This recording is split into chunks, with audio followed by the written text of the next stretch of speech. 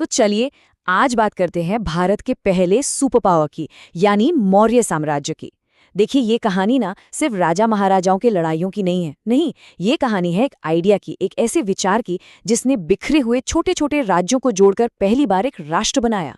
ये कहानी है चंद्रगुप्त के शौर्य की, चाणक्य के तेज दिमाग की, और हाँ, सम्राट अशोक के उस एक फैसले की जिसने इतिहास का रुख ही बदल दिया। लेकिन अब सवाल ये उठता है कि भाई एक साम्राज्य जो 2000 साल से भी पहले खत्म हो गया, उसकी कहानी आज हम तक पहुंची कैसे?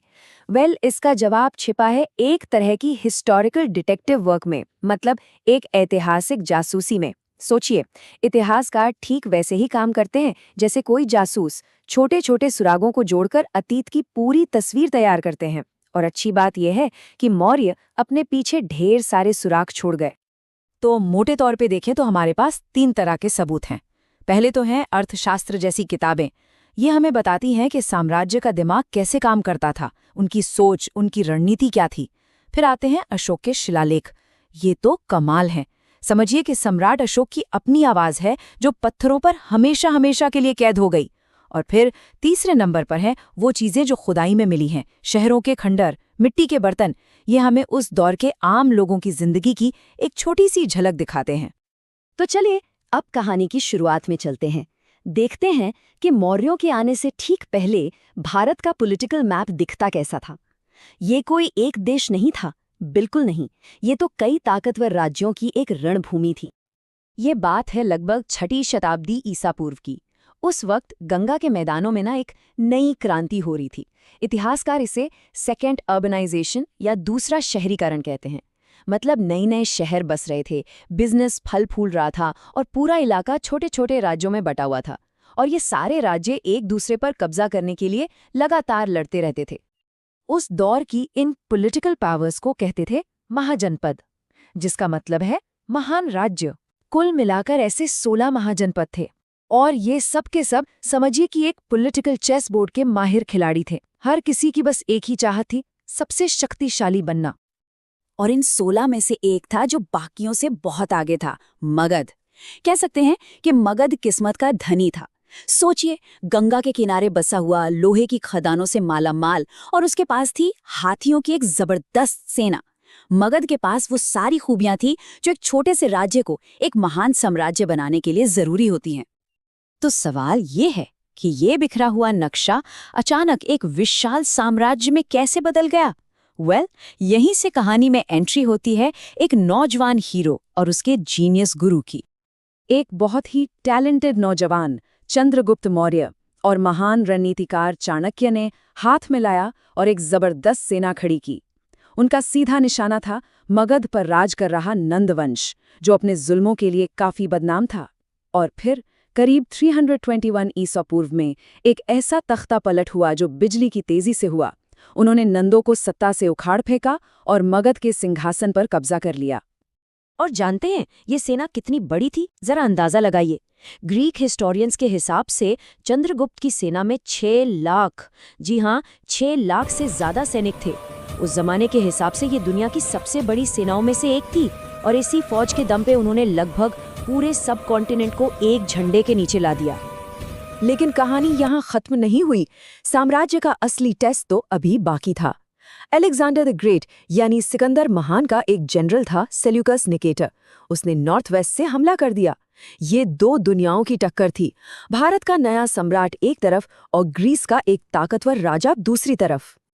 और इस महामुकाबले का नतीजा क्या निकला? जीत हुई चंद्रगुप्त की। इसके बाद जो शांति संधि हुई वो बहुत ही दिलचस्प थी। चंद्रगुप्त को मिला आज के अफगानिस्तान और बलूचिस्तान तक का पूरा इलाका। और बदले में सेल्यूकस को क्या मिला? 500 जंगी हाथी। ये हाथी उस जमाने के टैंक हुआ करते थे, एक तरह के सुपर वेपन। इस एक संधि ने मौर्य साम्राज्य को वर्ल्ड मैप पर एक सुपर पावर बना दिया।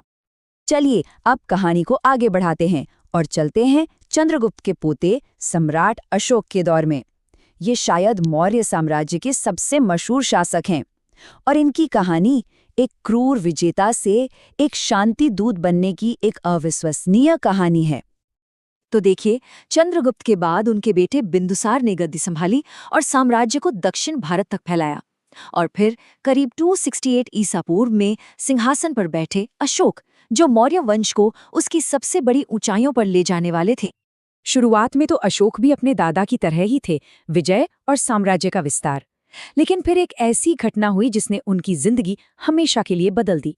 ये घटना थी कलिंग, यानी आज के ओडिशा पर किया गया हमला। ये युद्ध इतना भयानक था, इतना खूनी था कि इसने जीतने वाले सम्राट को ही अंदर से बदल कर रख दिया। उस युद्ध की तबाही ने अशोक के दिल को पूरी तरह झकझोर दिया, और उन्होंने जो किया वो हैरान करने वाला था। उन्होंने खुद अपने शिलालेखों पर लिखवाया कि इस जीत ने उन्हें कितनी पीड़ा दी है, कितना पछतावा दिया है। सोचिए, इतिहास में शायद ही कोई ऐसा राजा होगा जिसने अपनी जीत पर ऐसा अफसोस जाहिर किया हो। और इसी गहरे पछतावे से जन्म हुआ धम्म का। अब ये धम्म कोई नया धर्म नहीं था, नहीं, ये शासन करने का एक नया तरीका था, एक नया नजरिया। तलवार की ताकत से नहीं, बल्कि नैतिकता यानी मोरालिटी की ताकत से राज करना। अशोक ने अहिंसा और आपसी सम्मान के इस संदेश को पूरे साम्राज्य में फैला दिया, और इसी धम्म की नीति ने बौद्ध धर्म को भारत से निकलकर एक वर्ल्ड रिलीजन बनने का रास्ता दिखाया। अच्छा, तो अब ये सवाल दिमाग में आता है कि इतना बड़ा, इतना फैला हुआ साम्राज्य आखिर चलता कैसे था? मतलब इसका मैनेजमेंट सिस्टम कैसा था? इसकी एडमिनिस्ट्रेटिव मशीनरी कितनी मजबूत थी? इसका जवाब हमें मिलता है एक कमाल की किताब में, अर्थशास्त्र, जिसे लिखा था चाणक्य ने, जिन्हें कौटिल्य भी कहते हैं। ये किताब सिर्फ पॉलिटिक्स के बारे में नहीं है, ये तो समझिए मौर्य साम्राज्य का एक यूजर मैनुअल है। टैक्स कैसे वसूलना है, जासूसों का नेटवर्क कैसे चलाना है, मतलब A to Z सब कुछ इसमें लिखा है। अर्थशास्त्र में एक बहुत ही इंटरेस्टिंग थियरी है, सप्तांग सिद्धांत। ये सिद्धांत कहता है कि एक राज्य एक शरीर की तरह होता है, जिसके 7 अंग हैं। जैसे राजा उसका सिर है, तो मंत्री उसकी आंखें और कान, खजाना उसका पेट है, और सेना उसके हाथ पैर। और जब तक ये सारे अंग एक साथ मिलकर ठीक से काम करते हैं, तब तक राज्य हेल्दी और मजबूत रहता है। मतलब क्या जबरदस्त और सिस्टमैटिक सोच थी गवर्नेंस को लेकर। और इसी के साथ हम पहुंचते हैं मौर्य कहानी के आखिरी चैप्टर पर, साम्राज्य का अंत कैसे हुआ और इसने इतिहास पर अपनी क्या छाप छोड़ी। देखिए, अशोक के बाद जो राजा आए वो उतने ताकतवर नहीं थे, वो इतने बड़े साम्राज्य को संभाल नहीं पाए। अंदरूनी झगड़े बढ़ गए, बाहर से हमले होने लगे, और करीब 140 साल के शानदार राज के बाद 185 ईसा पूर्व में आखिरी मौर्य राजा की हत्या कर दी गई। भारत का पहला महान साम्राज्य इतिहास बन गया। लेकिन मौर्यों ने एडमिनिस्ट्रेशन और गवर्नेंस का जो ढांचा तैयार किया था, वो आने वाले सैकड़ों सालों तक दूसरे साम्राज्यों के लिए एक ब्लूप्रिंट की तरह काम करता रहा। और यहीं पर आकर इतिहास का वो सबसे बड़ा सवाल खड़ा होता है, जिस पर आज भी बहस होती है। क्या अशोक की अहिंसा की नीति ने ही साम्राज्य को मिलिट्री के लेवल पर कमजोर कर दिया और उसके पतन की वजह बनी, या फिर धम्म ही उनकी सबसे बड़ी विरासत थी? एक ऐसा आइडिया जिसने भारत को न सिर्फ एक नैतिक रास्ता दिखाया, बल्कि आने वाली पीढ़ियों के लिए राज करने का एक नया मॉडल पेश किया। सोचने वाली बात है। साम्राज्य तो खत्म हो गया, पर वो विचार आज भी कहीं ना कहीं जिंदा है।